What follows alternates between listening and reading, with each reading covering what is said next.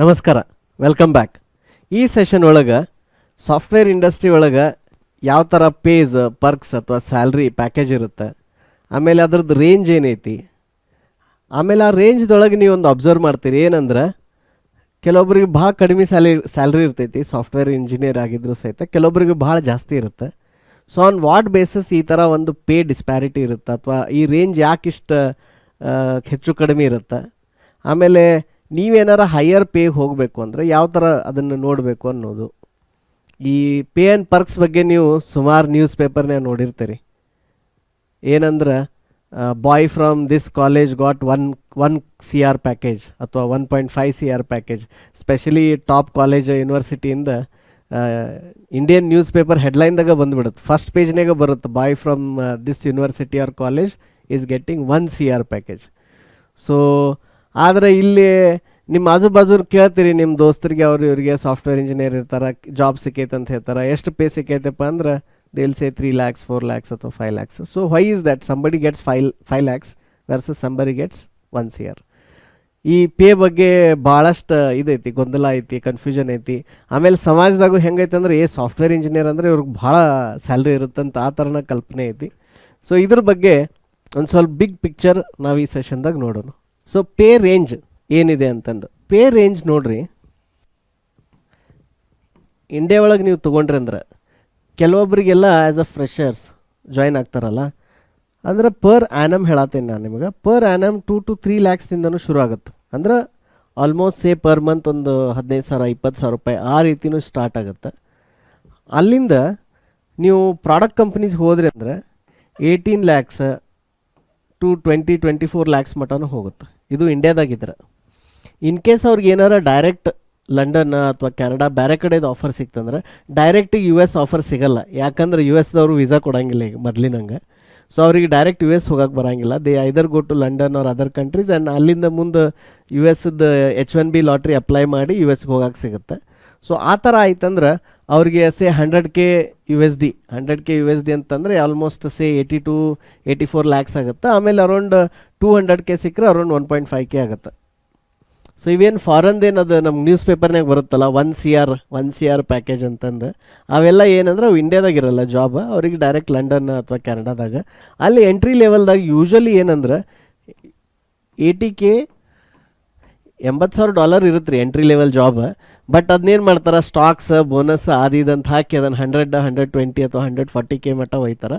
So ಅವಾಗ ಅದು on paper it looks ಇದು ಬಿಗ್ ಅಮೌಂಟ್ ಆ ಥರ ಆಗುತ್ತೆ. ಆಮೇಲೆ ಇನ್ನು ಕೆಲವೊಂದು ಕಡೆ ಇಲ್ಲಿ ಈಗ ನೀವು ಇದಕ್ಕೆ ಹೋದ್ರಿ ಸರ್ವಿಸ್ ಇಂಡಸ್ಟ್ರಿ ಅಂದರೆ ಈಗ ಇಂಡಿಯಾದೇನು IT ಸರ್ವಿಸಸ್ ಕಂಪ್ನೀಸ್ ಅದಾವ, ಇನ್ಫೋಸಿಸ್ ಇರ್ಬೋದು, HCL, ವಿಪ್ರೋ, TCS. ಸೊ ಅವ್ರದ್ದೆಲ್ಲ ಏನಂತಂದ್ರೆ they are somewhere here. So ಇಲ್ಲಿ ಸಮಥಿಂಗ್ ಲೈಕ್ 4 to 6 lakhs ಈ ರೇಂಜ್ನ್ಯಾಗ ಅವರೆಲ್ಲ ಬರ್ತಾರೆ ಇಲ್ಲಿ ಸರ್ವಿಸ್ ಕಂಪ್ನೀಸ್.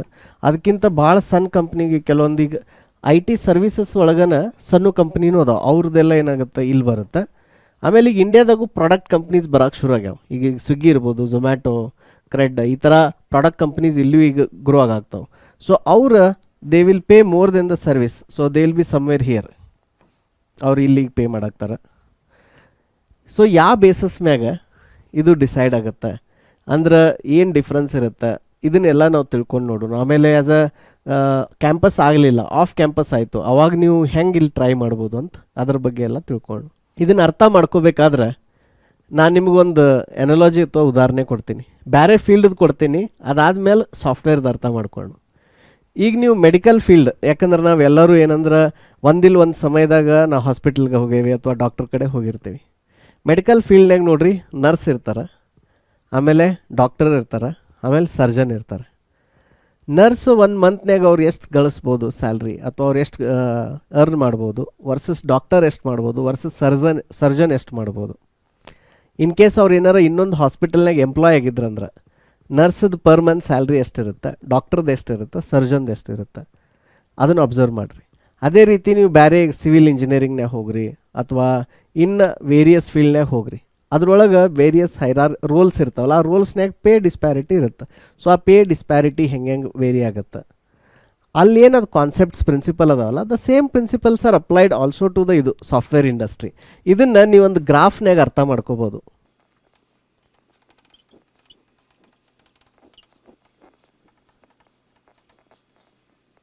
ಸೊ ಈ ಗ್ರಾಫ್ನ ಏನಂತೀನಿ ಅಂದರೆ time to learn the skill and pay. ಯಾವ ಸ್ಕಿಲ್ ಅಥವಾ ಯಾವ ಕೆಲಸ ನಾವು ಕಲಿಯೋಕೆ ಜಾಸ್ತಿ ಟೈಮ್ ತೊಗೊಳ್ತೈತಿ, ಜಾಸ್ತಿ ಅದಕ್ಕೆ ಶ್ರಮ ಹತ್ತುತ್ತಾ ಅಥವಾ ದುಡ್ಡು ಖರ್ಚಾಗುತ್ತಲ್ಲ, ಅವಾಗ ಏನಾಗುತ್ತೆ, ಇಷ್ಟು ಲಾಂಗ್ ಜರ್ನಿ ಇರ್ತೈತಿ. ಈಗ ನೋಡ್ರಿ, ಒಬ್ಬ MBBS ಡಾಕ್ಟರ್ ಆಗಕ್ಕನ 6-6.5 ವರ್ಷ ಆಗುತ್ತೆ. ಅದಾದ್ಮ್ಯಾಗ ಅವರು PG ಮಾಡಿ ಸರ್ಜನ್ ಆಗಕ್ಕಂದ್ರೆ ಆಲ್ಮೋಸ್ಟ್ ಏನು 8-9 ವರ್ಷ ಆಗುತ್ತೆ, ಕರೆಕ್ಟಾ? ಅದೇ ರೀತಿ ಬೇರೆ ಫೀಲ್ಡ್ದಾಗನು ನೀವು ಏನಾರು ಒಂದು ಸಾಧಿಸಬೇಕು, ಮ್ಯೂಸಿಕ್ ಫೀಲ್ಡ್ ಇರ್ಬೋದು, ಸ್ಪೋರ್ಟ್ಸ್ ಫೀಲ್ಡ್ ಇರ್ಬೋದು, ಅವೆಲ್ಲ ಫೀಲ್ಡ್ನಾಗ ನೀವು ಏನಾರು ಒಂದು ಟ್ಯಾಲೆಂಟೆಡ್ ಪರ್ಸನ್ ಆಗಬೇಕು ಆ ಫೀಲ್ಡ್ನಾಗ ಅಂದ್ರೆ 8 to 9 ಇಯರ್ಸ್ ಸ್ಟ್ರಗಲ್ ಇದ್ದೇ ಇರ್ತೈತಿ. ಸೊ ಅಂಥವ್ರು ಎಲ್ಲ ಸ್ಕಿಲ್ ಒಳಗೆ ಏನಾಗುತ್ತೆ, ಭಾಳಷ್ಟು ಜನ ಇಲ್ಲಿ ಮಟ್ಟ ಹೋಗಿ ರೀಚ್ ಆಗಲ್ಲ. ಅವ್ರೇನು ಮಾಡ್ತಾರೆ, ಇಲ್ಲೇ ಗಿವ್ ಅಪ್ ಮಾಡ್ತಾರೆ ಅಥವಾ ಸ್ಟಾಪ್ ಮಾಡ್ತಾರೆ ಅಲ್ಲಿಗೆ. ಆಮೇಲೆ ಎಷ್ಟೋ ಜನ ಏನಂದ್ರೆ ಅಷ್ಟು ಲಾಂಗ್ ಜರ್ನಿ ಐತೆ ಅಂತ ಹೇಳಿ ಆ ಜರ್ನಿನೂ ಶುರು ಮಾಡಲ್ಲ. ನಾವೇನು ಮಾಡ್ತೀವಿ, ಅತಿ ಕಡಿಮೆ ಸಮಯ ಇಲ್ಲೇ ಇಷ್ಟೇ 1 ವರ್ಷ 2 ವರ್ಷನಾಗ ಏನಾರು ಮುಗಿಸೋದಿದ್ರೆ ನೋಡ್ಬೇಕಂತೀವಿ. ಅವಾಗೇನಾಗುತ್ತೆ, ಆಟೋಮೆಟಿಕ್ಲಿ ನಿಮ್ಮದು ಪೇ ರೇಂಜ್ ಕಡಿಮೆ ಆಗುತ್ತೆ. So any skill R any work ಅದನ್ನು ಲರ್ನ್ ಮಾಡೋಕೆ ನಿಮಗೆ ಭಾಳ ಟೈಮ್ ತೊಗೊಳ್ತಿತ್ತಂದ್ರೆ ಅದನ್ನು ಮಾಡುವಂಥವ್ರ ಜನಸಂಖ್ಯೆ ಕಡಿಮೆ ಇರುತ್ತೆ, ಅವ್ರು ಮಾಡುವಂಥವ್ರ ಪಾಪ್ಯುಲೇಷನ್ ಕಡಿಮೆ ಇರುತ್ತೆ ಆಟೋಮೆಟಿಕ್ಲಿ. ಆಮೇಲೆ ಅದ್ರ ಬಗ್ಗೆ ಡಿಮಾಂಡ್ ಇತ್ತಂದ್ರೆ ಆಟೋಮೆಟಿಕ್ಲಿ ಅವಾಗ ಏನಾಗುತ್ತೆ, ಆ ಫೀಲ್ಡ್ನ್ಯಾಗ ನಿಮ್ಮದು ಅರ್ನಿಂಗ್ ಅಥವಾ ಪೇ ಜಾಸ್ತಿ ಆಗುತ್ತೆ. So this is one of the graph. Second graph ಏನಂದ್ರೆ ವಿತ್ ಎಕ್ಸ್ಪೀರಿಯನ್ಸ್. ಈಗ ನೋಡಿರಿ, ಕೆಲವೊಬ್ಬರು ಲಾಯರ್ಸ್ಗೆ ಅದು ಇನಿಷಿಯಲ್ ಇಯರ್ಸ್ ಕಷ್ಟ ಇರುತ್ತೆ, even doctors also initial year they struggle. But ಅವ್ರಿಗೆ ಒಂದು 10-20 ವರ್ಷ ಎಕ್ಸ್ಪೀರಿಯನ್ಸ್ ಆದಮೇಲೆ ಆ ಅನುಭವ ಮ್ಯಾಗ ಆಟೋಮೆಟಿಕ್ಲಿ ಅವ್ರ ಪೇ ಏನಾಗುತ್ತೆ, ಜಾಸ್ತಿ ಆಗುತ್ತೆ. ಸೊ ಇದು ಒಂದು ಅನಾಲಜಿ ನೆನಪಿಟ್ಕೋರಿ. ಸೆಕೆಂಡ್ ಏನಂತಂದ್ರೆ ಇಂಜಿನಿಯರಿಂಗ್ ನೋಡ್ರಿ, ಈಗ IIT ಒಳಗೂ ಅವರು 4 ವರ್ಷ ಕಲಿತಾರೆ, ಬೇರೆ ಕಾಲೇಜ್ನಾಗೂ 4 ವರ್ಷ ಕಲಿತಾರೆ. So what is that which is different ಏನಂತಂದ್ರೆ ರೀ, it is basically the skill graph ಅಂತೀವಿ ನಾವು. ಸ್ಕಿಲ್ ಗ್ರಾಫ್ ಹೆಂಗೆ ಅಂತಂದ್ರೆ, ಈಗ ಒಬ್ಬೊಬ್ಬರಿಗೆ ಇಂಜಿನಿಯರಿಂಗ್ ಮುಗಿಸಿರ್ತಾರೆ, ಅವ್ರು 4 ವರ್ಷ ಕಲ್ತಿರ್ತಾರೆ. ಬಟ್ ಅವ್ರದ್ದು ಈಗ ಟೋಟಲ್ ನಮಗೆ ಈಗ ಇಂಡಸ್ಟ್ರಿಗೆ ಇಷ್ಟು ಸ್ಕಿಲ್ ಬೇಕಂದ್ರೆ ಅವ್ರ ಹತ್ರ ಇಷ್ಟ ಸ್ಕಿಲ್ ಇರುತ್ತೆ. ಆಮೇಲೆ ಎಷ್ಟೋ ಮಂದಿ ಇಂಜಿನಿಯರಿಂಗ್ ಆದಮೇಲೆ ಅದರೊಳಗೆ 10-20% ಜನರು ಕೋಡಿಂಗ್ ಬರುತ್ತೆ, ಇನ್ನು ಉಳಿದ ಜನರು ಕೋಡಿಂಗ್ ಬರೋಲ್ಲ. ಅವ್ರಿಗೆ ಮತ್ತೆ ಕಂಪ್ನಿ ಜಾಯ್ನ್ ಆದಮೇಲೆ ಟ್ರೈನಿಂಗ್ ಕೊಡಬೇಕಾಗ್ತೈತೆ ಅವರಿಗೆ. ಆಮೇಲೆ ಅವ್ರು ಕೋಡಿಂಗ್ ಕಲಿತಾರೆ, ಆಮೇಲೆ ಅವ್ರು ಕಾನ್ಸೆಪ್ಟ್ಸ್ ಕಲಿತಾರೆ. ಬಟ್ ಕೆಲವೊಂದು ಒಳ್ಳೆ ಕಾಲೇಜ್ಗೆ ಹೋದಾಗ ಆ ಹುಡುಗರು ಆಲ್ರೆಡಿ ಕೋಡಿಂಗ್ ಬರ್ತಿರ್ತೈತಿ, ಅವ್ರು ಪ್ರಾಜೆಕ್ಟ್ಸ್ ಕಲ್ತಿರ್ತಾರೆ, ಅವ್ರು ಭಾಳಷ್ಟು ಗಿಟ್ಹಬ್ನಾಗ ಕಾಂಟ್ರಿಬ್ಯೂಷನ್ ಮಾಡಿರ್ತಾರೆ. So they are already here. ಎರಡನೇದು ದೇರ್ ಎಬಿಲಿಟಿ ಟು ಲರ್ನ್. ಈಗ ಫಾರ್ ಎಕ್ಸಾಂಪಲ್ ಈ ಟಾಪ್ ಕಾಲೇಜದ ಹುಡುಗರು ಇರ್ತಾರಲ್ಲ, ನಾವು ಅವ್ರಿಗೆ ಕಂಪ್ನಿ ಜಾಯಿನ್ ಆದ್ಮ್ಯಾಗ 1-2 ತಿಂಗಳದಾಗ ನಾವೇನವ್ರಿಗೆ ಜೊತೆ ಮಾತಾಡ್ತೀವಿ, ಇಂಟ್ರಾಕ್ಷನ್ಸ್ ಆಗುತ್ತೆ, ಮೀಟಿಂಗ್ಸ್ ಆಗ್ತಾವೆ, ಸ್ವಲ್ಪ ಟ್ರೈನಿಂಗ್ ಅವಾಗ ಕೊಡ್ತೀವಿ. ಅದ್ರ ಮ್ಯಾಗ ಅವ್ರು ಪಿಕಪ್ ಮಾಡಿ ಸೆಲ್ಫ್ ಸ್ಟಡಿ ಮಾಡಿ they will immediately be very productive. So ಅಂದ್ರೆ ಅವ್ರದ್ದು ಏನಾಗಿರ್ತೈತೆ ಅಂದ್ರೆ ಆ 10th ಹಿಡಿದು ಹಾರ್ಡ್ ವರ್ಕ್ ಮಾಡೋದು, ಕುಂತು ಓದೋದು, ಆಮೇಲೆ ಇನ್ಫಾರ್ಮೇಷನ್ ಅಬ್ಸಾರ್ವ್ ಮಾಡ್ಕೋದು, ಅದನ್ನು ಅರ್ಥ ಮಾಡ್ಕೊಳ್ಳೋದು. ಆ ರೇಟ್ ಅವ್ರು ಏನಂದ್ರೆ 1-2-3 ತಾಸು ಕುಂತ್ರಂದ್ರೆ 10 ತಾಸು content they can absorb. So ಆ ಕೆಪಾಸಿಟಿ ಬೆಳೆದಿರ್ತೈತೆ ಅವ್ರ ಹತ್ರ. ಹಿಂಗಾಗೇ ಅವ್ರು ಏನಾಗಿರ್ತಾರೆ, ಸೆಕೆಂಡ್ ಇಯರ್ ಚಲೋ ಮಾಡಿರ್ತಾರೆ, ಎಂಟ್ರೆನ್ಸ್ ಮಾಡಿ ಚಲೋ ಕಾಲೇಜ್ಗೆ ಹೋಗಿರ್ತಾರೆ. ಅಲ್ಲಿ ಏನಾಗಿರ್ತೈತಿ, ಅಲ್ಲಿ ಅವ್ರ ಸಿಲೆಬಸ್ ವಾಸ್ಟ್ ಇರುತ್ತೆ. IIT NITದಾಗ they go very deep into technical subjects. So ಅದನ್ನು ಅಬ್ಸರ್ವ್ ಮಾಡಿರ್ತಾರೆ. ಅವ್ರದ್ದು ಲರ್ನಿಂಗ್ ಎಬಿಲಿಟಿ ಮತ್ತು ಅದನ್ನು ಕಮ್ಯುನಿಕೇಟ್ ಮಾಡೋ ಎಬಿಲಿಟಿ ಇಂಪ್ರೂವ್ ಆಕೊಂತ ಹೋಗಿರುತ್ತೆ. ಸೊ ಅದರಿಂದ ಏನಾಗುತ್ತೆ, when somebody from that college is coming, they are really here. ಮತ್ತು ಅವರು ಒಳಗೆ ಬಂದ ಮೇಲೂ ಸದ್ಯಕ್ಕೆ ವೆರಿ ಫಾಸ್ಟಾಗಿ ವಿತಿನ್ ಫ್ಯೂ ಮಂತ್ಸ್ ಅಲ್ಲ, they will become very productive. ಎಲ್ಲ ಸಿಸ್ಟಮ್ ಅರ್ಥ ಮಾಡ್ಕೋತಾರೆ. ಕಾಂಪ್ಲೆಕ್ಸ್ ಸಿಸ್ಟಮ್ ಇದ್ದರೂ ಅವ್ರಿಗೇನು ಕಾಂಪ್ಲೆಕ್ಸಿಟಿ ತ್ರಾಸಾಗಂಗಿಲ್ಲ. ಅವರು ಮಲ್ಟಿಪಲ್ ಪ್ಯಾರಾಮೀಟರ್ಸ್ ಇದ್ದಂಥ ಸೊಲ್ಯೂಷನ್ ಆಗಲಿ, ಸಿಸ್ಟಮ್ ಆಗಲಿ, ಅದನ್ನು ಇಮಿಡಿಯೇಟಾಗಿ ಗ್ರಾಸ್ ಮಾಡ್ತಾರೆ. ಹೀಗಾಗಿ ಇಲ್ಲಿ ಬಂದಂಥ ಹುಡುಗರಿಗೆ companies are willing to pay once year. ಅಬ್ರಾಡ್ದಾಗ ಹೋದ್ರೆ ಅಥವಾ ಇಂಡಿಯಾದಾಗ ಹೋದ್ರೆ ಅಂದ್ರೆ 18 to 20 lakhs ಆರಾಮಾಗಿ ಕೊಡ್ತಿರ್ತಾರೆ. ಸೊ ಹಂಗಿದ್ದಾಗ ಮತ್ತು IT ಸರ್ವೀಸಸ್ ಒಳಗೆ ಯಾಕೆ ಈ ಥರ ಪೇ ಕಡಿಮೆ ಇರುತ್ತೆ, ಪ್ರಾಡಕ್ಟ್ನಾಗ ಯಾಕೆ ಜಾಸ್ತಿ ಇರುತ್ತೆ ಅನ್ನೋಕೆ ಅದ್ರದ್ದು ಮೇನ್ ಬಿಸ್ನೆಸ್ ಮಾಡಲ್ ಅನ್ನೋ ಕಾರಣ. IT ಸರ್ವೀಸಸ್ ನಿಮ್ಗೆ ಹೇಳ್ದಂಗೆ IT ಸರ್ವೀಸಸ್ ಏನಿರುತ್ತೆ ಜಾಸ್ತಿ B2B ಮಾಡಲ್ ಇರುತ್ತೆ. ಆಮೇಲೆ IT ಪ್ರಾಡಕ್ಟ್ಸ್ ಏನಿರುತ್ತಲ್ಲ, IT ಪ್ರಾಡಕ್ಟ್ಸ್ B2C ಇರುತ್ತೆ. ಸೊ ಇಲ್ಲಿ B2B ಒಳಗೆ ಏನಾಗುತ್ತೆ, ಲೆಟ್ ಸೇ ಒಂದು ಕಂಪ್ನಿ X, ಈ X ಇದ್ದವ್ರದ್ದು ಏನೈತಿ, ಇವ್ರದ್ದು ಏನಾರ ಬಿಸ್ನೆಸ್ ಇರುವುದು. ಲೆಟ್ ಸೇ ಅವ್ರದ್ದು ಏನೈತಿ, ಬ್ಯಾಂಕಿಂಗ್ ಇದೆ. ಈಗ ಇವರು they are outsourcing the software to another IT services company.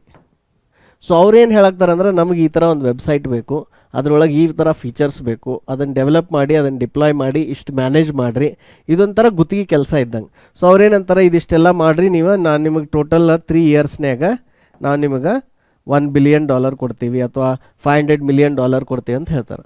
So I T ಸರ್ವಿಸಸ್ದವ್ರು ಏನು ಮಾಡ್ತಾರೆ, ಫಾರ್ ದ್ಯಾಟ್ ಕಾಂಟ್ರಾಕ್ಟ್ ಇಲ್ಲಿ ಅವರು ಪರ್ಟಿಕ್ಯುಲರ್ ಏನಂದ್ರೆ say they need an organization. ಈಗ ಆರ್ಗನೈಜೇಷನ್ ಒಳಗೆ ಇಲ್ಲಿ ಜೂನಿಯರ್ಸ್, ಇಂಜಿನಿಯರ್ಸ್, ಮಿಡ್ ಮ್ಯಾನೇಜರ್ಸ್, ಈ ಥರ ಇದಕ್ಕೊಂದು ಈಗ ಸೇ ಫಾರ್ ಎಕ್ಸಾಂಪಲ್ ಒಂದು 2,000 ಜನ ಬೇಕಂತ ತಿಳ್ಕೊರಿ.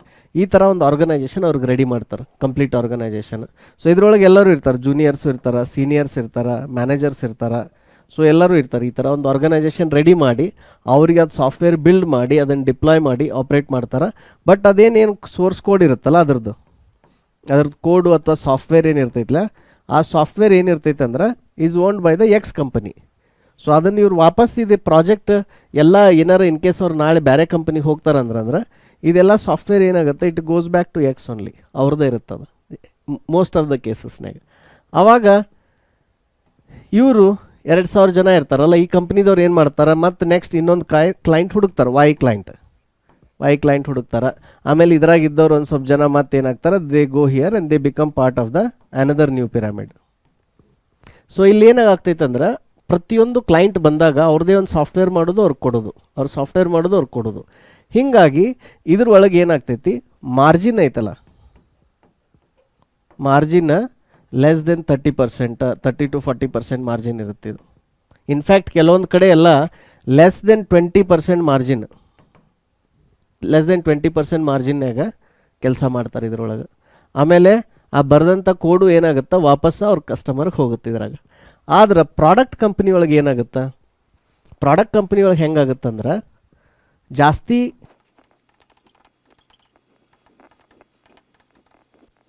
ಪ್ರಾಡಕ್ಟ್ ಕಂಪ್ನಿ ಒಳಗೆ ಒಂದು ಸಾಫ್ಟ್ವೇರ್ ಪ್ರಾಡಕ್ಟ್ ಕಂಪ್ನಿ ಐತೆ ಅಂದ್ರೆ ಅದ್ರದ್ದು ಮಲ್ಟಿಪಲ್ ಪ್ರಾಡಕ್ಟ್ಸ್ ಇರ್ತಾವೆ ಈ ಥರ. ಆಮೇಲೆ ಈಚ್ ಪ್ರಾಡಕ್ಟ್ಗೆ they will have millions or thousands of lakhs of users. ಅಥವಾ ಪ್ರಾಡಕ್ಟ್ ಕಂಪ್ನಿ ಏನು ಮಾಡ್ಬೋದು, ಈ ಬರ್ದಿದ್ದ ಸಾಫ್ಟ್ವೇರ್ನ ಇದನ್ನು B2C ಇತ್ತಂದ್ರೆ ಡೈರೆಕ್ಟ್ ಕನ್ಸ್ಯೂಮರ್ ಕೊಡ್ತಾರೆ, ಅಥವಾ B2Bನೂ ಇರ್ಬೋದು. ಇದು ಅವ್ರು ಮಾಡಿರುವಂಥ ಸಾಫ್ಟ್ವೇರ್ B2Bನ ಇರ್ಬೋದು. ಆದ್ರೆ ಅವ್ರು ಏನು ಮಾಡಿರ್ತಾರೆ ಇದನ್ನಂದ್ರೆ ಈ ಸಾಫ್ಟ್ವೇರ್ ರೀಯೂಸ್ ಆಗ್ತಿರ್ತೈತೆ. ಅಂದರೆ ಅದನ್ನು ಒಂದು ಬರ್ದಿರ್ತಾರೆ ಒಂದು ಕಂಪ್ನಿಗೆ, ಅದನ್ನು ಮತ್ತೆ ಬೇರೆದವರು ಯೂಸ್ ಮಾಡ್ಕೊತ ಹೋಗ್ಬೋದು. ಈಗ ಇದಕ್ಕೆ ಉದಾಹರಣೆ ಏನೇನು ಅಂತಂದರೆ, ಈಗ for say example Google. So ಗೂಗಲ್ದವ್ರದ್ದು ಏನೈತಿ, ಸರ್ಚ್ ಐತಿ, ಆಮೇಲೆ ಯೂಟ್ಯೂಬ್ ಐತಿ, ಆಮೇಲೆ ಗೂಗಲ್ದು ಆಫೀಸ್ ಸೂಟ್ಸ್ ಅದಾವ, ಜಿಮೇಲ್ ಐತಿ. ಇದೆಲ್ಲ ಏನಂದ್ರೆ ಮಿಲಿಯನ್ಸ್ ಆಫ್ ಯೂಸರ್ಸ್ ಯೂಸ್ ಮಾಡತ್ತಾರ. ಅದೇನು ಅವ್ರು ಒಂದು ಸ್ಪೆಸಿಫಿಕ್ ಕಸ್ಟಮರ್ ಸಂಬಂಧ ಏನು ಕೋಡ್ ಮಾಡತ್ತಿಲ್ಲ, ಒಬ್ಬರಿಗೆ ತಯಾರು ಮಾಡಿದ್ದನ್ನು ಎಲ್ಲರಿಗೂ ಕೊಡಾಕ್ತಾರೆ. So this is called products.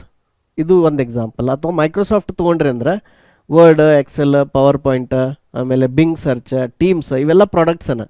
ಇವೆಲ್ಲ ಪ್ರಾಡಕ್ಟ್ಸು ಅವ್ರು ಏನು ಒಂದು ಸ್ಪೆಸಿಫಿಕ್ ಕಂಪ್ನಿಗೆ ಯಾವತ್ತೂ ಡೆವಲಪ್ ಮಾಡಲ್ಲ. ಈಗ ಮೈಕ್ರೋಸಾಫ್ಟ್ ಟೀಮ್ಸ್ ಐತಲ್ಲ, ಅದನ್ನು ಬೇರೆ ಬಿಸ್ನೆಸ್ದವ್ರು ಯೂಸ್ ಮಾಡತ್ತಾರೆ. ಅದು B2B ಸಿನಾರಿಯೋ ಐತಿ, B2C ಎರಡೂ ಐತೆ ಟೀಮ್ಸ್ ಇದ್ದದ್ದು. ಆಫೀಸನ್ನು ಹಂಗೆ ಐತೆ, Microsoft Office, Word, Excel, it is a B2B product and also B2C product. ಎಂಟರ್ಪ್ರೈಸ್ನಾಗೂ ಯೂಸ್ ಮಾಡ್ತಾರೆ, ಕನ್ಸ್ಯೂಮರ್ಸು ಯೂಸ್ ಮಾಡ್ತಾರೆ. ಆದ್ರೆ ಯಾವುದೋ ಒಂದು ಪರ್ಟಿಕ್ಯುಲರ್ ಬ್ಯಾಂಕ್ಸ್ ಅನ್ಬಂದು ಎಕ್ಸೆಲ್ ಶೀಟ್ ಮಾಡಲ್ಲ, ಯಾವುದೋ ಒಂದು ಪರ್ಟಿಕ್ಯುಲರ್ ಬಿಸ್ನೆಸ್ ಅನ್ಬಂದು ಎಕ್ಸೆಲ್ ಶೀಟ್ ಮಾಡಲ್ಲ. ಎಕ್ಸೆಲ್ ಶೀಟ್ ಮಾಡ್ಯಾರ ಅದ ಸೇಮ್ ಸೋರ್ಸ್ ಕೋಡ್ ಯೂಸ್ ಆಗ್ತೈತೆ ಹಗಲೆಲ್ಲ.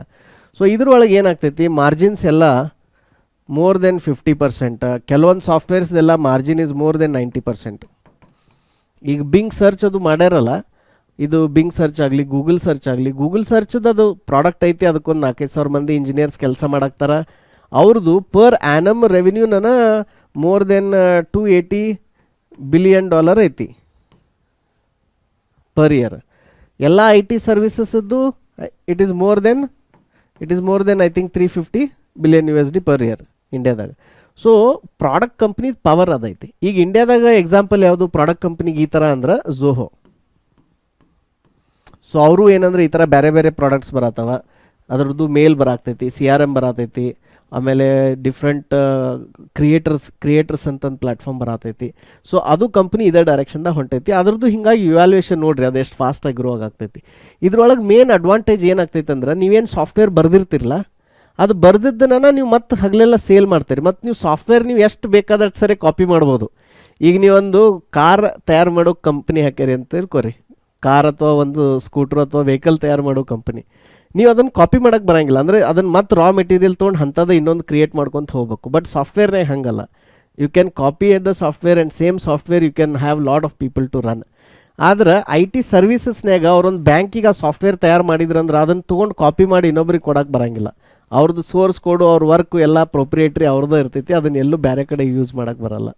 ಹೀಗಾಗಿ ಅಲ್ಲಿ ಈ ಥರ ಇರುತ್ತೆ. ಆಮೇಲೆ ಇಲ್ಲಿ ಇನ್ನೊಂದು ಡಿಫ್ರೆನ್ಸ್ ಏನಾಗ್ತೈತೆ ಅಂದ್ರೆ, ಈ ಕಂಪ್ನಿ ಬ್ಯಾಂಕಿಂಗ್ ಐತಲ್ಲ, ಇವ್ರೇನು ಹೇಳ್ತಾರಂದ್ರೆ ನಮ್ದೇನು ಬ್ಯಾಂಕ್ ಸಾಫ್ಟ್ವೇರ್ ಐತಿ, ನೀವು ಇದನ್ನು ಜಾವಾದಾಗ ಮಾಡಿರಿ ಅಂತ ಹೇಳ್ತಾರೆ, ಇಲ್ಲಾಂದ್ರೆ .NETನಾಗ ಮಾಡಿರಿ ಅಂತ ಹೇಳ್ತಾರೆ, ಇಲ್ಲ ರಿಯಾಕ್ಟ್ನಾಗ ಮಾಡಿರಿ ಅಂತ ಹೇಳ್ತಾರೆ.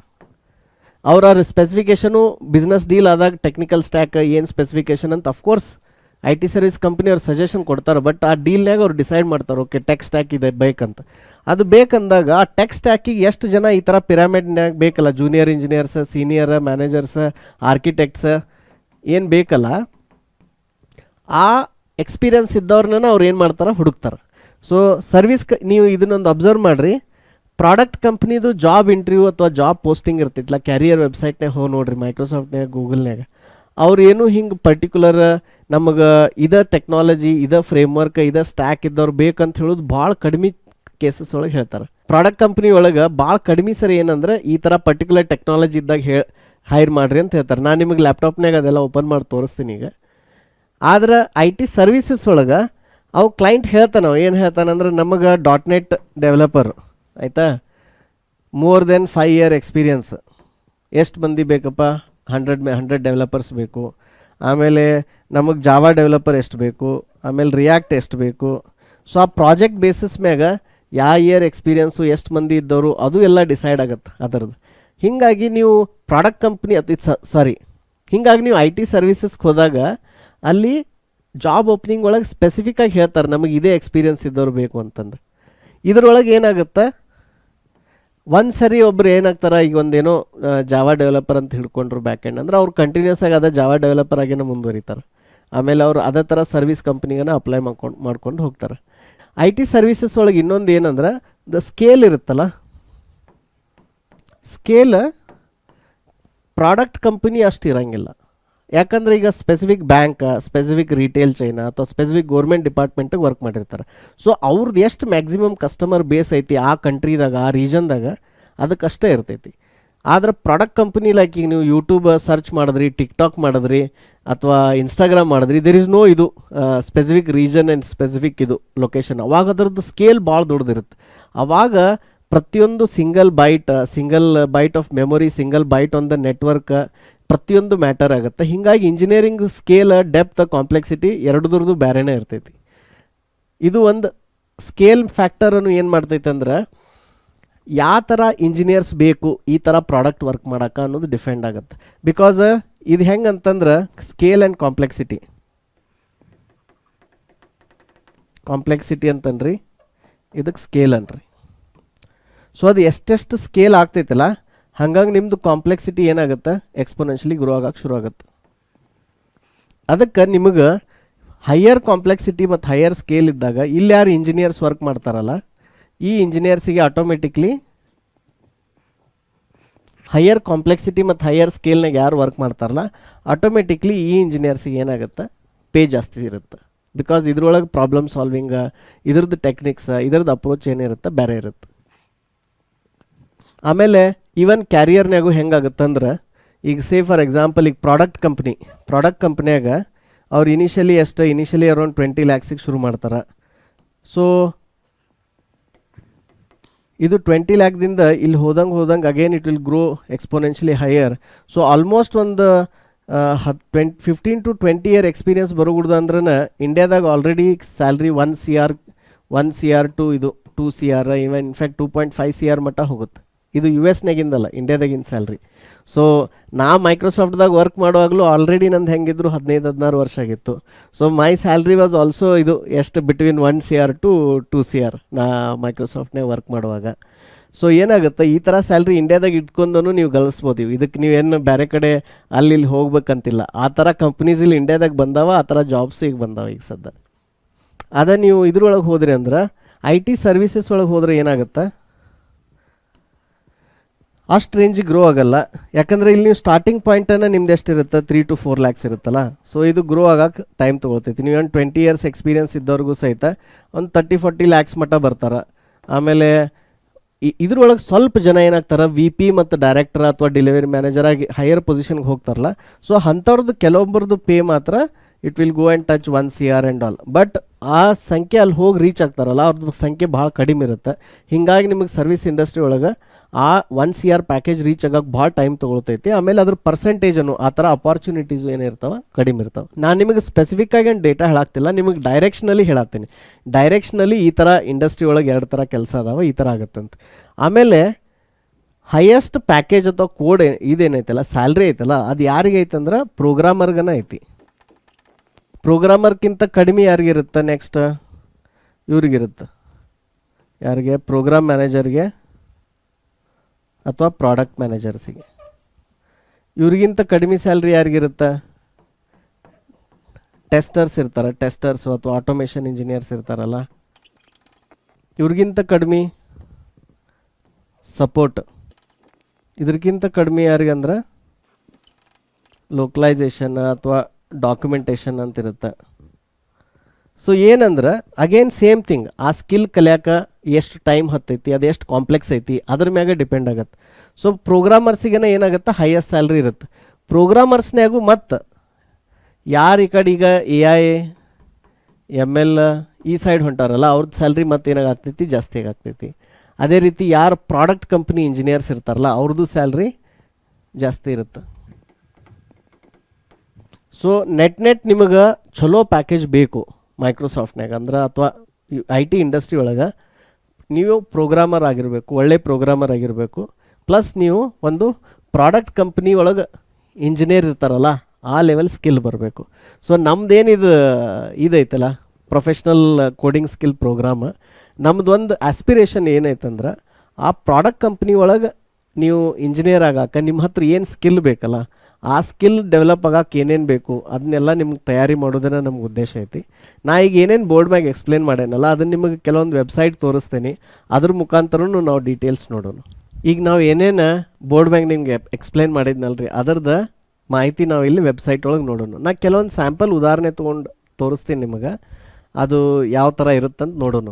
ನೀವು ಯಾವುದೋ ಕಂಪ್ನಿ ವೆಬ್ಸೈಟ್ ಹೋದ್ರಿ ಅಂದ್ರೆ ಅಲ್ಲಿ ಕ್ಯಾರಿಯರ್ಸ್ ಅಂತ ಒಂದು ಪೇಜ್ ಇರ್ತೈತಿ. ಈಗ ಫಾರ್ ಎಕ್ಸಾಂಪಲ್ TCS.com ಅಲ್ಲಿ ಹೋದ್ರಂದ್ರೆ ಇವ್ರದ್ದು ಒಂದು ಕ್ಯಾರಿಯರ್ಸ್ ಅಂತ ವೆಬ್ಸೈಟ್ ಇರುತ್ತೆ. ಯೂಶಲಿ ಏನಂದ್ರೆ ಪೇಜ್ ಬಾಟಮ್ ಇರುತ್ತಲ್ಲ, ಇಲ್ಲಿ ಬಾಟಮ್ದಾಗ ಇರುತ್ತೆ ಅದು ಕ್ಯಾರಿಯರ್ಸ್ ಅಂತಂದು ನೀವು ಲಿಂಕ್ ಹುಡುಕ್ಬೇಕು, ಕೆಳಗೆ ಪೇಜ್ನಾಗ ಇದ್ದೇ ಇರುತ್ತೆ. ಅಲ್ಲಿ ಹೋದ್ರೆ ಅಂದರೆ ನೀವು ಅವ್ರದ್ದು ಜಾಬ್ಸ್ ನೋಡ್ಬೋದು. ಸೊ ಈಗ ಈ ಕಂಪ್ನಿದು ನಾ ಜಾಬ್ಸ್ ನೋಡಾಕ್ತೇನೆ. ಇಲ್ಲಿ ಏನಂದರೆ .NET ಅಂತೈತಿ, ಕೋರ್ ಜಾವಾ ಅಂತೈತಿ, ಆ್ಯಂಡ್ರಾಯ್ಡ್ ಐತಿ, Vue more ಅಂತೈತಿ. ಈಗ ಫಾರ್ ಎಕ್ಸಾಂಪಲ್ ನಾ ಕೋರ್ ಜಾವಾ ಒಳಗೆ ಹೋದ್ನಿ ಅಂದ್ರೆ ಸೊ ಅವಾಗ must have skills core Java JPA SQL stored procedure ಅಂತ ಬರ್ದಾರೆ. ಆಮೇಲೆ ಎಕ್ಸ್ಪೀರಿಯನ್ಸ್ 5 to 8 ಅಂತ ಬರ್ದಾರೆ. ಯೂಶ್ವಲಿ ಸರ್ವಿಸ್ ಕಂಪ್ನಿ ಒಳಗೆ ಎಕ್ಸ್ಪೀರಿಯನ್ಸ್ಡ್ ಇಂಜಿನಿಯರ್ಸ್ ಇದ್ರಂದ್ರೆ ಅವ್ರಿಗೆ ಸ್ಪೆಸಿಫಿಕ್ ಆಗಿ ಇದ ಸ್ಕಿಲ್ ಇರಬೇಕು, ಮಸ್ಟ್ ಹ್ಯಾವ್ ಸ್ಕಿಲ್ ಅಂತ ಹೇಳ್ತಾರೆ. ಯಾಕಂದರೆ ಇವ್ರಿಗೆ ಕ್ಲೈಂಟಿಂದ ಒಂದು ಪ್ರಾಜೆಕ್ಟ್ ಬಂದಿರುತ್ತಲ್ಲ ಆ ಪ್ರಾಜೆಕ್ಟಿಗೆ ಅವ್ರಿಗೆ ಇದ ಸ್ಕಿಲ್ ಇದ್ದಂಥ ಇಂಜಿನಿಯರ್ಸೇ ಬೇಕಾಗಿರ್ತಾರೆ, ಇಷ್ಟು ಇಯರ್ ಎಕ್ಸ್ಪೀರಿಯನ್ಸ್ ಇದ್ದವರು ಬೇಕಾಗಿರ್ತಾರೆ. ಅದು ಆರ್ಗನೈಸೇಷನಲ್ ಪಿರಾಮಿಡ್ ಅವ್ರು ರೆಡಿ ಮಾಡ್ತಾರೆ. ಸ್ವಲ್ಪ ಜೂನಿಯರ್ ಇಂಜಿನಿಯರ್ಸ್, ಅವ್ರ ಮೇಲೆ ಸ್ವಲ್ಪ ಸೀನಿಯರ್ಸ್, ಆಮೇಲೆ ಲೀಡ್ಸ್, ಮ್ಯಾನೇಜರ್ಸ್ ಆ ಥರ. ಹೀಗಾಗಿ ಸರ್ವಿಸ್ ಕಂಪ್ನಿ ಒಳಗೆ ನೀವು ಎಕ್ಸ್ಪೀರಿಯನ್ಸ್ಡ್ ಪೊಸಿಷನ್ ಅಪ್ಲೈ ಮಾಡ್ಬೇಕಂದ್ರೆ ನಿಮ್ಗೆ ಆ specific technology, specific work related experience ನೋಡ್ತಾರೆ.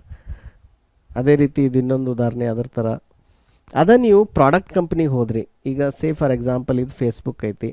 ಫೇಸ್ಬುಕ್ದೊಳಗೆ ನೀವು ಇಲ್ಲಿ ಹೋದ್ರಿ ಅಂದ್ರೆ ಇಲ್ಲಿ ಏನಂದ್ರೆ ಈಗ ನಾ ಫ್ರೆಷರ್ಸ್ ತೋರ್ಸಾಕ್ತಿಲ್ಲ, ಇಲ್ಲಿ ಎಕ್ಸ್ಪೀರಿಯನ್ಸ್ ಇದ್ದವ್ರದ್ದು ತೋರ್ಸಾಕ್ತೇನೆ. ಸೊ ಅಲ್ಲೂ ಏನಂದ್ರೆ ನಿಮ್ಗೆ ಡಿಸೈನ್ ಮಾಡೋಕ್ಕೆ ಬರಬೇಕು, ನ್ಯೂ ಫೀಚರ್ ಇಂಪ್ಲಿಮೆಂಟ್ ಮಾಡೋಕ್ಕೆ ಬರಬೇಕು, ಆಮೇಲೆ ಪ್ರಾಡಕ್ಟ್ ಕೋಡ್ ಬೇಸ್ ಬಗ್ಗೆ ನಾಲೆಜ್ ಇರಬೇಕು, ಡೆವಲಪ್ ಮಾಡ್ಕೋಬೇಕು. ಸೊ ಈ ಥರ ಇರುತ್ತೆ. ಆಮೇಲೆ ಇಲ್ಲಿ ನೋಡ್ರಿ ಈಗ ಏನಂದ್ರೆ master degree in computer science, ಆಮೇಲೆ 24 months of experience in the job. So ಇದೇನಂದ್ರೆ ಇದು ಎಕ್ಸ್ಪೀರಿಯನ್ಸ್ಡ್ ಪೊಸಿಷನ್ ಅನ್ನ. ಇದರೊಳಗೆ coding in C++, Java or C#. So ಯಾವ್ದಾರ ಈ ಲ್ಯಾಂಗ್ವೇಜ್ನಾಗ ಗೊತ್ತಿರಬೇಕು. ಆಮೇಲೆ ವೆಬ್ ಅಪ್ಲಿಕೇಶನ್, ಫೇಸ್ಬುಕ್ ಏನಂದ್ರೆ ಅವ್ರದ್ದು ಎಲ್ಲ ಪ್ರಾಡಕ್ಟ್ಸ್ ಆನ್ಲೈನ್ ಅದಾವಲ್ಲ. ಸೊ ಒಂದು ಸ್ವಲ್ಪ ನೀವು ಕಾಲೇಜ್ನಾಗ ವೆಬ್ ಅಪ್ಲಿಕೇಶನ್ ಪ್ರಾಜೆಕ್ಟ್ ಮಾಡಿರಬೇಕು, ನಿಮ್ಗೆ ವೆಬ್ ಅಪ್ಲಿಕೇಶನ್ ಬಿಲ್ಡ್ ಮಾಡೋದು ಗೊತ್ತಿರಬೇಕು, ಪೈಥಾನ್ದಾಗಾರ, PHPದಾಗಾರ, ರೂಬಿದಾಗ. ಆಮೇಲೆ ನೀವು ಒಂದು ವೆಬ್ಸೈಟ್ ಮಾಡ್ಯಾರಂದ್ರೆ ಅದ್ರ ಜೊತೆ ನಿಮ್ಗೆ ಡೇಟಾಬೇಸ್ ನಾಲೆಜು ಇರಬೇಕು, ಆಮೇಲೆ HTML CSS ನಾಲೆಜ್ ಇರಬೇಕು. ಸೊ ಫೇಸ್ಬುಕ್ನಾಗ 2 year ಎಕ್ಸ್ಪೀರಿಯನ್ಸಿಗೆ ಈ ಥರ ಕೇಳಾಕ್ತಾರೆ.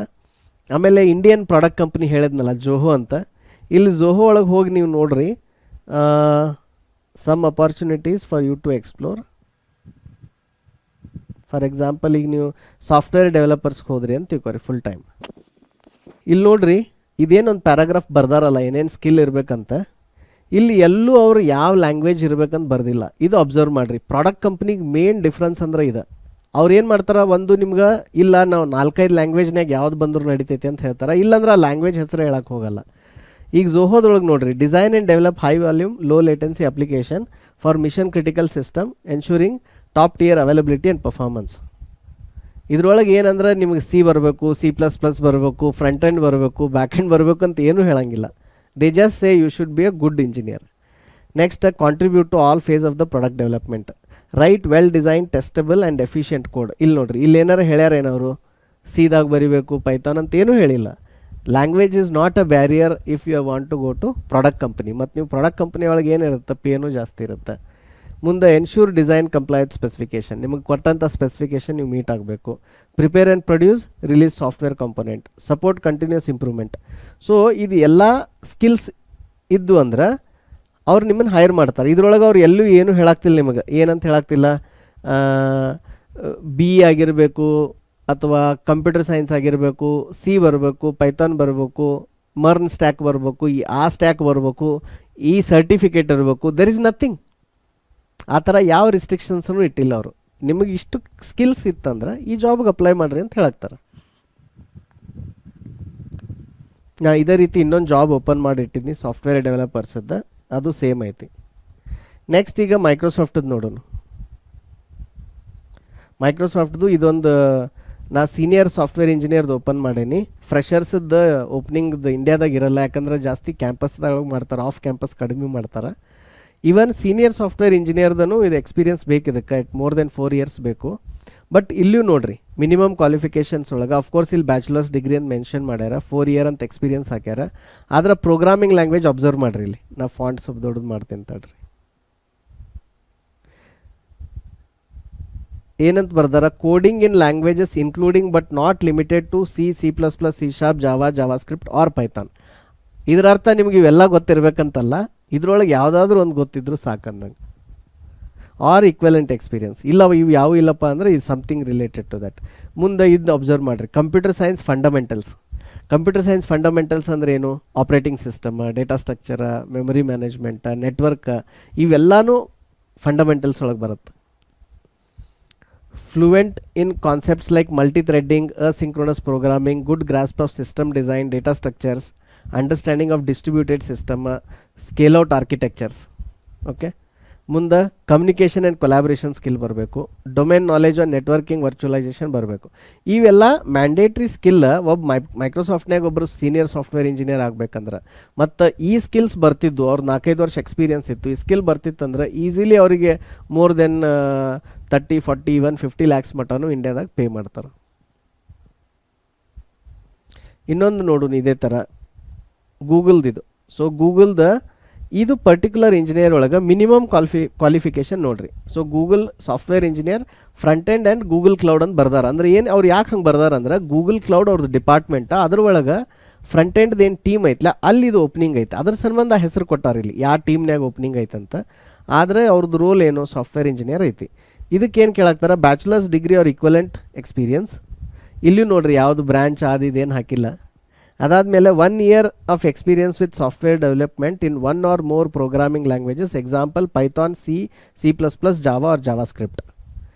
ಅಂದರೆ ನೀವು ಇದ್ರೊಳಗೆ ಯಾವುದಾದ್ರೂ ಒಂದು ಲ್ಯಾಂಗ್ವೇಜ್ ನಿಮ್ಗೆ ಗೊತ್ತಿದ್ರೆ ಸಾಕು, ಎಲ್ಲ ಅಲ್ಲ. Second, 1 year of experience with data structures and algorithm. This is like a minimum. Preferred ಅಂದರೆ ಇದಿದ್ರೆ ಚಲೋ ಅಂದಂಗೆ. ಅಂದರೆ 1 year experience in front end frameworks, full stack development and API. But ಇಲ್ಲಿ ವರ್ಡ್ ನೋಡ್ರಿ, ದಿಸ್ ಇಸ್ ಪ್ರಿಫರ್ಡ್. ಅಂದರೆ ಈ ಥರ ಇದ್ರೆ ನಿಮ್ಗೆ ಅಡ್ವಾಂಟೇಜ್ ಆಗುತ್ತೆ.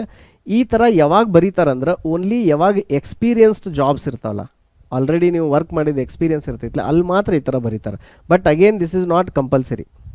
ನಿಮಗೆ ಚಲೋ ಕೋಡಿಂಗ್ ಬರ್ತಿತ್ತು, ನೀವು ಒಬ್ಬ ಚಲೋ ಪ್ರೋಗ್ರಾಮರ್ ಇದ್ರಿ, ನಿಮಗೆ ಬೇಸಿಕ್ಸ್ ಎಲ್ಲ ಕ್ಲಿಯರ್ ಇದ್ದು, ಫಂಡಮೆಂಟಲ್ಸ್ ಕ್ಲಿಯರ್ ಇದ್ದು, ಡೇಟಾ ಸ್ಟ್ರಕ್ಚರ್ ಅಲ್ಗೋರಿದಮ್ಸ್ ಬರ್ತಿತ್ತು ಅಂದ್ರೆ ನೀವು ಹೇಳ್ಬೋದು, ನಾ ಫ್ರಂಟ್ ಎಂಡ್ನಾಗ ವರ್ಕ್ ಮಾಡಿಲ್ಲ, ನಾ ಬ್ಯಾಕ್ ಎಂಡ್ ಮಾಡೀನಿ ಅಥವಾ ಏನೋ ಮತ್ತು ಬೇರೆದು ಮಾಡೀನಿ, but I will be able to ramp up ಅಂತ ನೀವು ಹೇಳ್ಬೋದು ಅವಾಗ. ಈಗ ಇನ್ನೊಂದು ಉದಾಹರಣೆ ತೋರಿಸ್ತೇನೆ. ಇದೇನಂದ್ರೆ ಫೇಸ್ಬುಕ್ಕದ್ದು ಒಂದು ಟೆಕ್ನಿಕಲ್ ಸ್ಕ್ರೀನಿಂಗ್ ಇಂಟರ್ವ್ಯೂ ಗೈಡ್ ಐತಿ. ಇದು PDF ಲಿಂಕ್ ನಾವು ಇದು ಏನು ಯೂಟ್ಯೂಬ್ ವಿಡಿಯೋ ಪೋಸ್ಟ್ ಮಾಡ್ತಿಲ್ಲ ಅದ್ರ ಜೊತೆನೂ ಕೊಡ್ತೀವಿ, ಅಥವಾ ನಮ್ಮ ಕಮ್ಯುನಿಟಿ ಗ್ರೂಪ್ನಾಗೂ ಕೊಡ್ತೀವಿ. ಇದು ಏನಂತಂದ್ರೆ ಇಂಟರ್ವ್ಯೂ ಒಳಗೆ ನಾವು ಏನು ನೋಡ್ತೀವಿ ಕ್ಯಾಂಡಿಡೇಟ್ ಕಡೆ ಅಂತ ಕೇಳಾಕ್ತಾರೆ ಅವ್ರು. ಸೊ ಇಲ್ಲಿ ಏನಂದ್ರೆ ನೋಡಿರಿ, ಫಸ್ಟ್ ಏನೈತಿ ಕಮ್ಯುನಿಕೇಷನ್ ಸ್ಕಿಲ್. ನಿಮ್ಗೆ ಕೊಟ್ಟಿರೋ ರಿಕ್ವೈರ್ಮೆಂಟ್ ನೀವು ಅನಲೈಸ್ ಮಾಡಿ ಅರ್ಥ ಮಾಡಿಕೊಂಡು ಸರಿ ಪ್ರಶ್ನೆ ಕೇಳ್ತಾರೇನ. ಆಮೇಲೆ ಪ್ರಾಬ್ಲಮ್ ಸಾಲ್ವಿಂಗ್ ಸ್ಕಿಲ್. ನಿಮಗೆ ಕೊಟ್ಟಿರುವಂಥ ಪ್ರಾಬ್ಲಮ್ಗೆ ನೀವು ಎಷ್ಟು ಸೊಲ್ಯೂಷನ್ಸ್ ಹುಡುಕ್ತೀರಿ ಬೇರೆ ಬೇರೆದು. ಆ ಎಲ್ಲ ಸೊಲ್ಯೂಷನ್ಸ್ ನಡು ಟ್ರೇಡ್ ಆಫ್ಸ್, ಯಾವ್ದು ಚಲೋ ಐತಿ ಯಾವ್ದು ಚಲೋ ಇಲ್ಲ, ಯಾವ್ದು ಎಲ್ಲಿ ಬೆಟ್ರ್ ಯಾವ್ದು ಎಲ್ಲಿ ಇಂಪ್ರೂವ್ ಆಗ್ಬೋದು ಅಂತ, ಅದು ಟ್ರೇಡ್ ಆಫ್ಸ್ ಅಂತಾರೆ ಅದಕ್ಕೆ, ಅದನ್ನು ಮಾಡ್ತೀರಿ. ಆಮೇಲೆ ನೀವು ಬೇರೆ ಬೇರೆ ಡೇಟಾ ಸ್ಟ್ರಕ್ಚರ್ ಅಂತ ಹೆಂಗೆ ಯೂಸ್ ಮಾಡ್ತೀರಿ.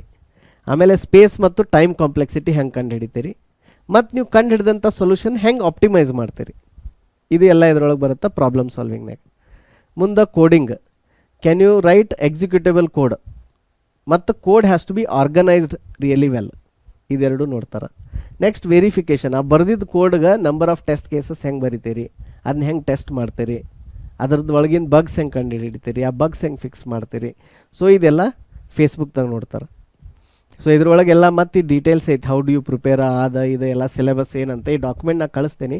ನಾನು ನಿಮಗೆ ಇದನ್ನು ಎದಕ್ಕೆ ತೋರಿಸಿದ್ನಿ ಅಂದ್ರೆ ಡಿಸ್ಟಿಂಕ್ಟ್ಲಿ ನೋಡ್ರಿ, ನೀವು ಸರ್ವಿಸ್ ಕಂಪ್ನಿದು ಜಾಬ್ ಡಿಸ್ಕ್ರಿಪ್ಷನ್ ಹೆಂಗೆ ಬರೀತಾರೆ, ಪ್ರಾಡಕ್ಟ್ದು ಹೆಂಗೆ ಬರೀತಾರೆ, ಇದ್ರದ್ದು ಡಿಫ್ರೆನ್ಸ್ ಹೆಂಗೈತಿ, ಇದ್ರದ್ದು ಡಿಫ್ರೆನ್ಸ್ ಹೆಂಗೈತಿ. ಸೊ ನಮ್ಮದು ಉದ್ದೇಶ ಏನೈತಂದ್ರೆ ಇನ್ನು ಬರುವಂಥ ಇಯರ್ಸ್ ಒಳಗೆ ಥೌಸಂಡ್ಸ್ ಆಫ್ ಇಂಜಿನಿಯರ್ಸನ್ನು ನಾವು ಪ್ರಾಡಕ್ಟ್ ಕಂಪ್ನಿಗೆ ರೆಡಿ ಮಾಡ್ಬೇಕನ್ನಾಗ್ತೀವಿ, ಆ ಥರ ಸ್ಕಿಲ್ಸ್ ಕೊಡ್ಬೇಕನ್ನಾಗ್ತೀವಿ. ಅದಕ್ಕೆ ನಾನು ನಿಮಗೆ ಪ್ರಾಡಕ್ಟ್ ಕಂಪ್ನಿದು ಒಂದು ಇಂಟ್ರೊಡಕ್ಟ್ರಿ ಲೆಸನ್ ಇದು. ನಾ ಇದ್ರೊಳಗೆ ಇನ್ನೂ ಡೆಪ್ತ್ ಒಳಗೆ ಹೋಗ್ತೇವೆ ನಮ್ಮ ಮುಂದಿನ ಮಾಡ್ಯೂಲ್ಸ್ ಒಳಗೆ. ಕೋಡಿಂಗ್ ಎಲ್ಲ ಇದೆಲ್ಲ ಆದಮೇಲೆ ಇದು ನಿಮಗೆ ಒಂದು ಹೈ ಲೆವೆಲ್ ಓವರ್ವ್ಯೂ ಕೊಡೋಕೆ ನಾನು ಪ್ರಯತ್ನ ಪಡಾಕ್ತೇನೆ. ಏನಂದ್ರೆ ಇಂಡಸ್ಟ್ರಿ ಒಳಗೆ ಈ ಥರ 2 ಟೈಪ್ಸ್ ಅದಾವೆ, ಅದ್ರದ್ದು ಪೇ ರೇಂಜ್ ಬೇರೆ ಬೇರೆ ಐತಿ, ಅದ್ರದ್ದು ಜಾಬ್ ಡಿಸ್ಕ್ರಿಪ್ಷನ್ ಬೇರೆ ಇರುತ್ತೆ, ಅದ್ರ ಕ್ಯಾರಿಯರ್ ಪಾತ್ ಬೇರೆ ಇರುತ್ತೆ, ಸ್ಕೇಲ್ ಆಫ್ ದ ಪ್ರಾಬ್ಲಮ್ ಬೇರೆ ಇರ್ತೈತಿ, ಯಾಕೆ ಈ ಥರ ಪೇ ಡಿಫ್ರೆನ್ಸ್ ಐತಿ, ಅದನ್ನೆಲ್ಲ ನಿಮಗೆ ಒಂದು ಹೈ ಲೆವೆಲ್ ಓವರ್ವ್ಯೂ ಇರಲಿ ಅಂತ ಈ ಸೆಷನ್ ಒಳಗೆ ಹೇಳೇನಿ. ನೀವು ಇನ್ನೂ ಮಟ್ಟ ಪೇ ಬಗ್ಗೆ ತಿಳ್ಕೊಂಡ್ರಿ. There is another part software ಇಂಜಿನಿಯರ್ದು, ಅದಕ್ಕೆ ಏನಂತಾರೆ ಅಂದ್ರೆ ಪರ್ಕ್ಸ್ ಅಂತಾರೆ. ಸೊ ಅಲಾಂಗ್ ವಿತ್ ಪೇ ಅಷ್ಟೇ ಅಲ್ದನು ಮತ್ತು ಇನ್ನಷ್ಟು ಬಹಳಷ್ಟು ರಿನ್ಯುಮರೇಷನ್ಸ್ ಅಥವಾ ಪರ್ಕ್ಸ್ ಅಂತೀವಲ್ಲ ಅದು ಇರುತ್ತೆ. ಆದರೆ ಎಲ್ಲದ ಪರ್ಕ್ಸ್ಗಿಂತ ಅತಿ ದೊಡ್ಡದು ಯಾವುದು ಅಂತಂದ್ರೆ ಎಂಪ್ಲಾಯ್ ಸ್ಟಾಕ್ ಆಪ್ಷನ್ಸ್ ಅಂತಂದು. ಏನಂತಂದ್ರೆ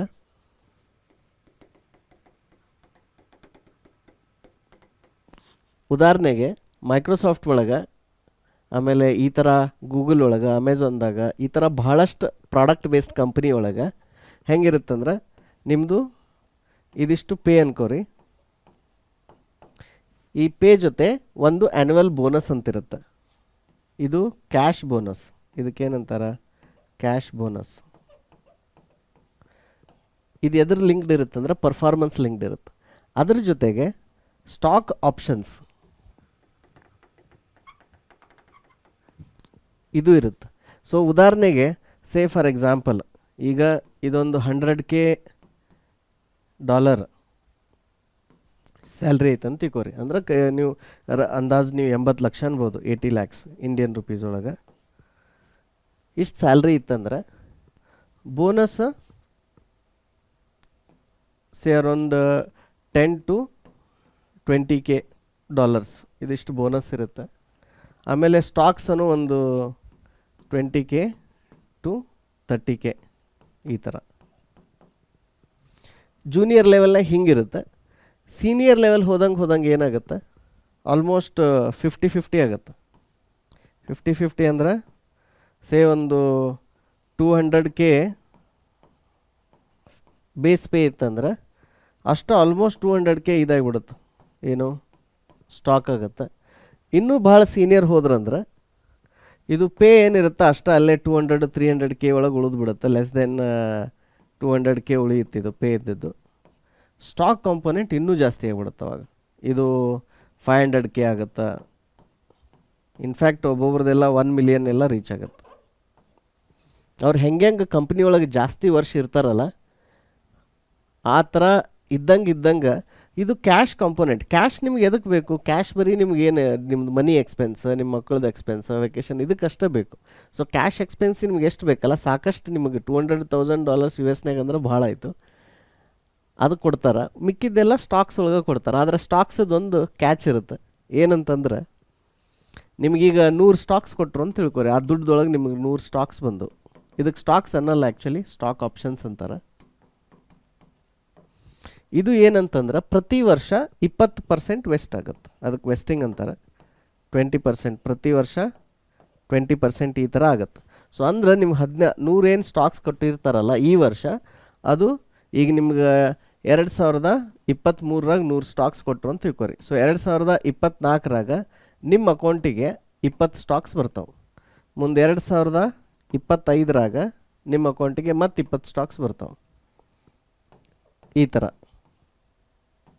ಸೊ ನಿಮಗೆ ಈ ಕೊಟ್ಟಂಥ 100 ಸ್ಟಾಕ್ಸ್ ನಿಮ್ಮ ಕೈಗೆ ಸಿಗಬೇಕು ಅಂತ, ನಿಮ್ಮ ಅಕೌಂಟಿಗೆ ಬರಬೇಕಂದ್ರೆ ನೀವು ಟೋಟಲ್ ಎಷ್ಟು 5 ಇಯರ್ಸ್ ವರ್ಕ್ ಮಾಡಬೇಕು. ಆದ್ರೆ ಈ ಥರ ಸ್ಟಾಕ್ಸ್ ನಿಮಗೆ ಪ್ರತಿ ವರ್ಷ ಸಿಗ್ತಿರ್ತಾವೆ.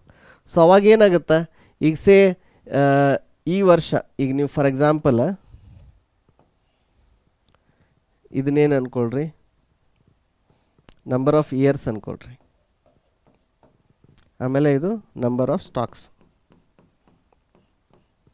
ಸೊ ನೀವು ಹೆಂಗೆ ಆ ಕಂಪ್ನಿ ಒಳಗೆ ಜಾಸ್ತಿ ವರ್ಷ ಇರ್ತೀರಿ, ಹಂಗಾಗಿ ನಿಮಗೆ ಪರ್ ಇಯರ್ ನಿಮ್ಮ ಅಕೌಂಟಿಗೆ ಬರುವಂಥ ಸ್ಟಾಕ್ಸ್ ಏನಾಗ್ತೈತಿ ಹಿಂಗೆ ಏರ್ಕೊಂತ ಹೋಗುತ್ತೆ. ಸೀನಿಯರ್ ಹೋದಾಗ ಇನ್ನೂ ಮೇಲೆ ಹೋಗ್ತೈತಿ ಹಿಂಗೆ.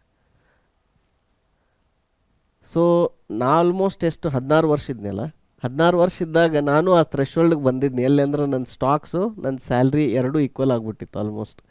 ಸೊ ಹೆಚ್ಚು ಕಡಿಮೆ ಈ ಪೊಸಿಷನ್ಗೆ ಬಂದಿದ್ದೀನಿ ಇಲ್ಲಿ, ಎರಡು ಈಕ್ವಲ್ ಆಗು ಅಷ್ಟೊಂದು ಅಲ್ಲಿ ಮಟ್ಟ ರೀಚ್ ಆಗಿದ್ನಿ. ಸೊ ಇದರಿಂದ ನಿಮ್ಗೆ ಏನಾಗುತ್ತೆ ಅಂದ್ರೆ, ಈ ಥರ ಪ್ರಾಡಕ್ಟ್ ಕಂಪ್ನಿಯಾಗ ಯಾರು ಒಂದ್ಸರಿ ಜಾಯ್ನ್ ಆದ್ರಂದ್ರೆ 15 ವರ್ಷ 20 ವರ್ಷ 25 ವರ್ಷ, ನಾ ಎಲ್ಲ ಕಂಪ್ನಿ ಒಳಗೆ ಅಲ್ಲೇ ರಿಟೈರ್ ಆದವ್ರು ನೋಡಿ, ಅಂದ್ರೆ ಜಾಯ್ನ್ ಆಗಿ ಮೈಕ್ರೋಸಾಫ್ಟ್ನಾಗ ಅಲ್ಲೇ 30-32 ವರ್ಷ ವರ್ಕ್ ಮಾಡಿ ರಿಟೈರ್ಡ್ ಆದವ್ರು ಅಂಥವ್ರನ್ನೂ ಸುಮಾರು ಜನ ನೋಡೇನಿ. ಅವ್ರಿಗೆಲ್ಲ ಮಿಲಿಯನ್ಸ್ ಆಫ್ ಡಾಲರ್ಸದ್ದು ಸ್ಟಾಕ್ ಸಿಕ್ಕಿರುತ್ತೆ. ಈ ಪ್ರಾಡಕ್ಟ್ ಕಂಪ್ನಿದು ಮೇನ್ ವಿಶೇಷತೆ ಅಂದ್ರೆ ಇದು. ಇಲ್ಲಿ ಏನು ಮಾಡ್ತಾರಂದ್ರೆ, ಈ ಥರ ಇಂಜಿನಿಯರ್ಸ್ ಮಾರ್ಕೆಟ್ನಾಗ ಕಡಿಮೆ ಇದಾರೆ ಸಿಗೋದು. ಅದಕ್ಕೆ ಅವ್ರಿಗೆ ಏನು ಮಾಡ್ತಾರೆ, ಅವ್ರನ್ನ ಕಂಪ್ನಿ ಜೊತೆ ಹಿಡಿದಿಟ್ಕೋಬೇಕಂತ ಹೇಳಿ ಕಂಪ್ನಿದು ಒಂಥರ ಇದೇನಂದ್ರೆ, ನೀವು ಶೇರ್ಸ್ ಕೊಡಾಕ್ತಾರಂದ್ರೆ ಏನು ಅರ್ಥ, ನಿಮಗೆ ಕಂಪ್ನಿ ಒಂದು ನೀವು ಪಾರ್ಟ್ನರ್ ಆದಂಗೆ. ಇನ್ಫ್ಯಾಕ್ಟ್ ಸೀನಿಯರ್ ಲೆವೆಲ್ನಾಗ ಈ ಲೆವೆಲ್ನಾಗ ಇಲ್ಲಿ ಬಂದ ಮ್ಯಾಗ ಇಲ್ಲೆಲ್ಲ ಕಂಪ್ನಿ ಒಳಗೆ ಒಂದು ಪೊಸಿಷನ್ ಇರ್ತೈತೆ, ಅದಕ್ಕೆ ಪಾರ್ಟ್ನರ್ ಅಂತಾರೆ. ಆ ಟೈಟಲ್ನಾಗನೇ ಇರ್ತೈತಿ partner engineering manager, partner director, ಆ ಥರ ಅಂತ. ಸೊ ಅದಕ್ಕೆ ಯಾಕೆ ಹಂಗೆ ಅಂತಾರಂದ್ರೆ, ಅವಾಗ ಅವ್ರಿಗೆ ಜಾಸ್ತಿ ಕಂಪ್ನಿ ಶೇರ್ಸನ್ನು ಆ್ಯಸ್ ಅ ಕಂಪನ್ಸೇಷನ್ ಕೊಡ್ತಿರ್ತಾರೆ. ಆಮೇಲೆ ಈ ಥರ ಈವನ್ ಸ್ಟಾರ್ಟಪ್ಸ್ನಾಗು, ಈಗ ಅದು ಪ್ರಾಡಕ್ಟ್ ಕಂಪ್ನೀಸ್ ಇರ್ತಾವಲ್ಲ, ಅದ್ರ ಸ್ಟಾರ್ಟಪ್ಸ್ನಾಗ ಅವಾಗೂ ಸದ್ಯಕ್ಕೆ ಅವರು ಜಾಸ್ತಿ ಸ್ಯಾಲ್ರಿ ಕೊಡೋಕ್ಕಾಗಲ್ಲ. ಬಟ್ ಅದ್ರ ಬದಲು ಏನು ಮಾಡ್ತಾರೆ, ಎಂಪ್ಲಾಯ್ ಸ್ಟಾಕ್ ಆಪ್ಷನ್ಸ್ ಕೊಡ್ತಾರೆ.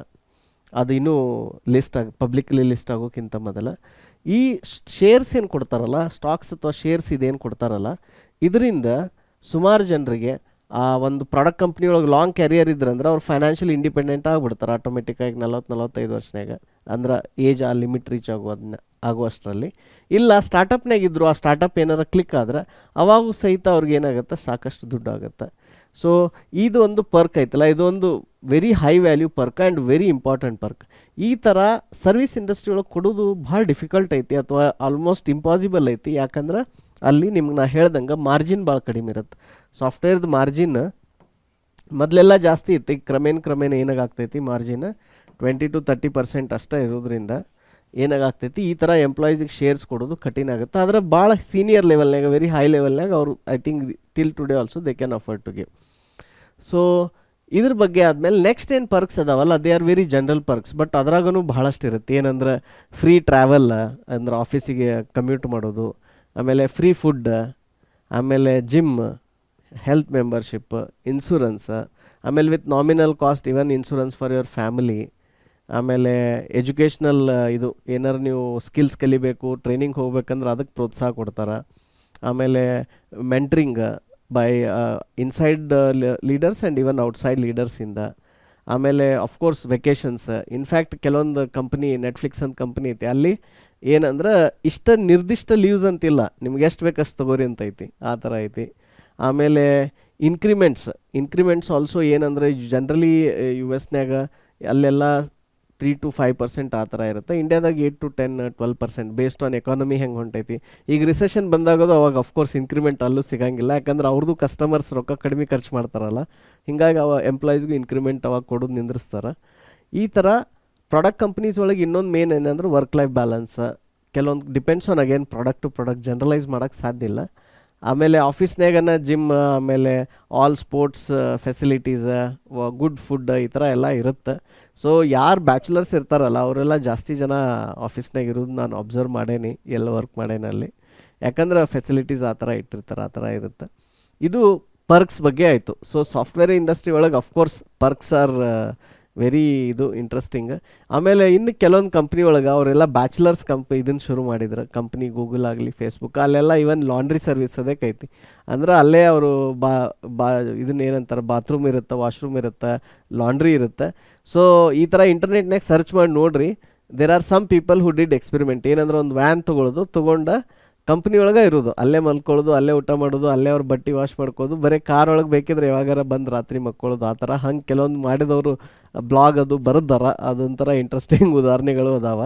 ಅದರ ಅರ್ಥ ನಾ ಇದನ್ನ ಎದಕ್ಕೆ ಹೇಳಿದ್ನಿ ಅಂದರೆ ಅಷ್ಟೊಂದು ಫೆಸಿಲಿಟಿ, ಅಷ್ಟೊಂದು ಅನುಕೂಲತೆ ಮಾಡಿಕೊಟ್ಟಿರ್ತಾರೆ. ಇವೆಲ್ಲ ಸಾಫ್ಟ್ವೇರ್ ಇಂಡಸ್ಟ್ರಿದು ಇಂಟ್ರೆಸ್ಟಿಂಗ್ ಪರ್ಕ್ಸ್. ಸೊ ಈ ಸೆಷನ್ಸ್ ಒಳಗೆ ನಾವು ಸಾಫ್ಟ್ವೇರ್ ಇಂಡಸ್ಟ್ರಿದು ರೋಲ್ಸ್ ಏನದಾವ, ಆಮೇಲೆ ಯಾಕೆ ಅವ್ರಿಗೆ ಬೇರೆ ಬೇರೆ ಪೇ ಇದೆ, ಆಮೇಲೆ ಏನು ಪರ್ಕ್ಸ್ ಇದೆ, ಯಾಕೆ ಸ್ಯಾಲ್ರಿ ಕೆಲವೊಬ್ಬರಿಗೆ ಜಾಸ್ತಿ ಇದೆ, ಯಾಕೆ ಸ್ಯಾಲ್ರಿ ಕಡಿಮೆ ಇದೆ, ಯಾಕೆ ಪ್ರಾಡಕ್ಟ್ ಕಂಪ್ನಿಯಾಗ ಸ್ಯಾಲ್ರಿ ಜಾಸ್ತಿ ಐತಿ, ಯಾಕೆ ಸರ್ವಿಸ್ ಕಂಪ್ನಿಯಾಗ ಸ್ಯಾಲ್ರಿ ಸ್ವಲ್ಪ ಕಡಿಮೆ ಇರುತ್ತೆ ಲೋವರ್ ಲೆವೆಲ್ನಾಗ, ಇದ್ರ ಬಗ್ಗೆ ಎಲ್ಲ ಡೀಟೇಲ್ಸಾಗಿ ಅರ್ಥ ಮಾಡ್ಕೊಂಡ್ವಿ. ಆಮೇಲೆ ನಾವು ಇನ್ನೊಂದು ನಿಮಗೆ ಫ್ರೇಮ್ವರ್ಕು ಕೊಟ್ಟೀನಿ. ಏನಂದ್ರೆ ಯಾವ ಸ್ಕಿಲ್ ನೀವು ಮಾಸ್ಟರ್ ಮಾಡೋಕೆ ಜಾಸ್ತಿ ಟೈಮ್ ತೊಗೋತೈತ್ಲ, ಆ ಥರ ಸ್ಕಿಲ್ ಮಾರ್ಕೆಟ್ನಾಗ ಅದನ್ನು ಅಕ್ವೈರ್ ಮಾಡೋರು ಕಡಿಮೆ ಇರ್ತಾರೆ. ಯಾವಾಗ ಆ ಸ್ಕಿಲ್ ಶಾರ್ಟೇಜ್ನಾಗ ಇರುತ್ತಲ್ಲ, ಆಟೋಮೆಟಿಕ್ಲಿ ಅದಕ್ಕೆ ಪೇಮೆಂಟ್ ಡಿಮಾಂಡು ಜಾಸ್ತಿ ಇರ್ತೈತಿ. ಸೊ ಈ ಲಾಜಿಕ್ ನೀವು ಯಾವತ್ತೂ ಮರೆಯೋಕೆ ಹೋಗಬೇಡ್ರಿ. ನೀವೇನಾರು IT ಒಳಗೆ ನಿಮ್ಮ ಕ್ಯಾರಿಯರ್ ಬಿಲ್ಡ್ ಮಾಡಿಕೊಂಡು ಇಲ್ಲಿ ಜಾಸ್ತಿ ಎತ್ತರಕ್ಕೆ ಬೆಳಿಬೇಕು ಅನ್ನತ್ತಿದ್ರಿ ಅಂದ್ರೆ ನಿಮ್ಮ ಹತ್ರ ಆ ಸ್ಕಿಲ್ಸ್ ಡೆವಲಪ್ ಮಾಡ್ಕೊರಿ. ಯಾವುದು ಮಾರ್ಕೆಟ್ನಾಗ ಕಡಿಮೆ ಸಂಖ್ಯೆ ಒಳಗೆ ಅವೈಲೇಬಲ್ ಐತಲ್ಲ ಆ ಸ್ಕಿಲ್ ಡೆವಲಪ್ ಮಾಡ್ಕೊಳ್ರಿ.